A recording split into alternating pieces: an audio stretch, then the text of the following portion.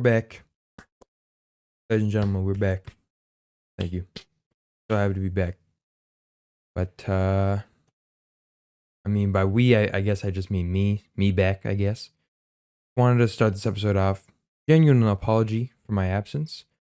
School and work have been absolutely crazy, and I just pushed the podcast continuation aside because it was not something I wanted to just throw together, and I really wanted it to be compelling and be a good, fresh start after my hiatus. I also bought a pop filter for my microphone, so the audio quality might sound a little different, especially with any hard P's. Like I don't know, like if I penis, penis. I'm assuming some of those probably went through because I'm not really supposed to be that loud still. I hope you guys enjoyed this episode though. Took me quite a while, as you can tell, and it's a little bit silly and all over the place, but that just comes with the territory of starting out with a new format. So I hope you enjoy. Welcome back, everybody, to the Have You Heard podcast, the only music podcast where we talk about the music that we've all listened to. I'm Pablo, and today we will be taking a look at Phoebe Bridgers' Punisher. Punisher, released on June 18th, 2020, is Phoebe's second studio album following 2017's Stranger in the Alps. It has 11 songs and is around 41 minutes in length. The album features very moody and almost dream-esque sounds with minimal drums throughout and mostly consisting of Phoebe's vocals and a guitar. This can be seen on the album's introduction DVD menu, a simple instrumental with a sleepy kind of feel. It sets the mood for what to expect from the rest of the album, and while very simple, it serves its purpose. I think also it's supposed to sound like a DVD menu, like on a movie, like when it's like, play movie, extras, settings. I don't know how to describe it though. That's what it does. Like it sounds like that. Like if it looped, put that on some kind of movie, but I don't know what movie it would be. And also, I'm not this isn't the freaking Have You Seen podcast, okay? I do the music here. Damn. First actual song of the album, Garden Song, is what we in the biz call certified slam dunk. Features very minimalist instrumentation and Phoebe's vocals that creep into your ears and down your spine. She sings about killing a Nazi. That's kind of I can't bash her. Frankly, can't blame her. That's not what the whole song is about. It's about a lot more than killing the Nazi, but they really do paint a very vivid picture, and I think that Phoebe's performance helps a lot. Her voice sort of shakes in a soft yet piercing way, and the words she sings really seem to nest themselves into your brain and immerse you into this world. And the same can also be said for the next song, Kyoto. And I applaud it for being very, very different from the rest of the album. I mean, like, there's just nothing else that sounds like this on the album, which is very interesting because I feel like a lot of the songs on the album tend to kind of mesh together for me a lot of the time. This is nothing like anything. It's like a pretty fun sounding pop song in comparison to everything else. The production, however, just kind of gets a bit stale with me after too many listens. Like I just get bored of it.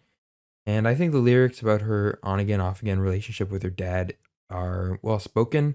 I just kind of skip this one a lot of the time, honestly. The next song, Punisher, is seriously amazing. The song just has this beautiful piano melody that guides Phoebe's voice throughout. They kind of like sweep together. Like, so good. It's just so good. Her performance and her lyricism are so beautiful, and she discusses her perspective on having a parasocial relationship with Elliott Smith and like how she feels she knows him so well, even though he's been dead for a long time. I don't remember if like before she's even been born. I don't think so. But the point is like she feels like she knows all about him. She would never even have the chance to have met him. And I just think that everything about this song is just perfection. The next song, Halloween, is different in the sense that I just don't really like it as much. I mean, it kind of a stupid way to put it. I don't love it, but I like what it's trying. It's about a dead relationship and trying to get things to go back to feeling normal, quote unquote, okay, for once when there's just absolutely nothing there. And she relates it to Halloween, where she wants her and her partner to sort of put on a mask and act like everything is okay just for one night, but they can't even do that. And I think it's a really, really cool concept, but I just don't care for the song. I think that the chorus and the verses are kind of boring and the production doesn't really have much going for it. The vocals are pretty and haunting as always, but I find myself just wanting to skip it most of the time. And, the song is unsettling. Maybe that's kind of the point that it shouldn't click with me, but that's my thoughts on it. Side note, the whole narrative of putting on a mask to hide how you're really doing is really familiar. Now, am I saying that Dream Minecraft stole the whole point of his stupid song from Phoebe Bridgers' song? No. His Dream actually ghost wrote this song and Phoebe gave him no credit. And I mean, that's just some bullshit. Like, free my man Clayton Rayhuff. He put his whole Dream Mussy into this song. I just don't think that's fair, Phoebe. Do the right thing. The next song, Chinese Satellite, is like floating through space. It's like, ooh. Right? You guys get it? Yeah, you guys get it. I really don't have much other commentary, unfortunately. Genuinely, I got nothing. Good song. Great song. Let's just talk about Moon Song already, frankly, because, well, I mean, I'm going to try my best to talk about Moon Song, but unfortunately, like Chinese Satellite, I can't say much because this song is just perfection. Like, it just makes me speechless. Her voice coming in and out, louder and softer, like the guitars, like swelling and decompressing. It's just so good. Just please go listen right now. After this, I mean, not right now. The next song, Savior Complex, again, so good. It kind of follows similar themes as Moonsong does. And Phoebe even said herself that this song is kind of like a sequel to it. And I mean, those past two songs, again, I'm sorry that I don't even have much commentary for them, but genuinely, they're just fantastic. And I mean, those last two songs were easily some of the best on the album. And unfortunately, the next song, ICU, just doesn't really come close to those songs. Like, it's fine. It's just a little meh. Meh. Meh. Meh, meh, meh, meh, meh, meh, meh, meh, meh, meh. I wrote that in the script. I wrote all those mouth sounds in the script. Even this part is in the script. Even this part is in the script.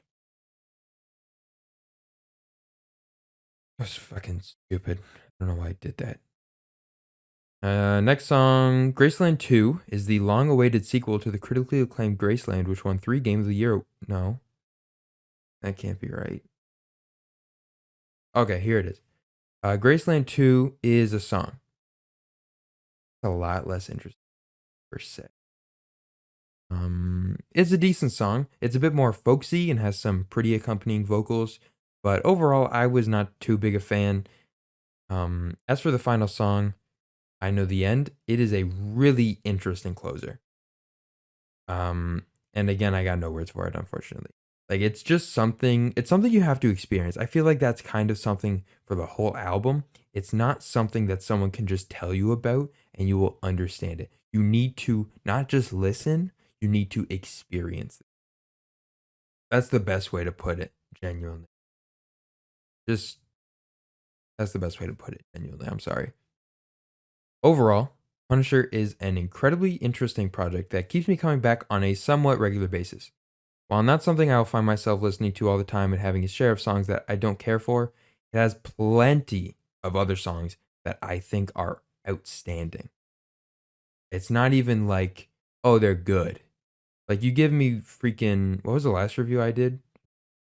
Jesus is King. Like, it has some bad songs on it, like bad songs. But then there's some songs that are like, yeah, they're pretty good. This is like, there's some fine songs, but then there's like some of the best music I've ever heard. And for that reason, I'm going to give it a very, very solid 8 out of 10. Favorite songs on this in tracklist order, we got Garden Song, Punisher, Moon Song, and Savior Complex. And obviously, I could have gone on a lot more, but the album is only 11 songs long. I could have given it to like half the album. I restrained myself, I'll say. So I hope you guys really enjoyed this episode of the Have You Heard podcast.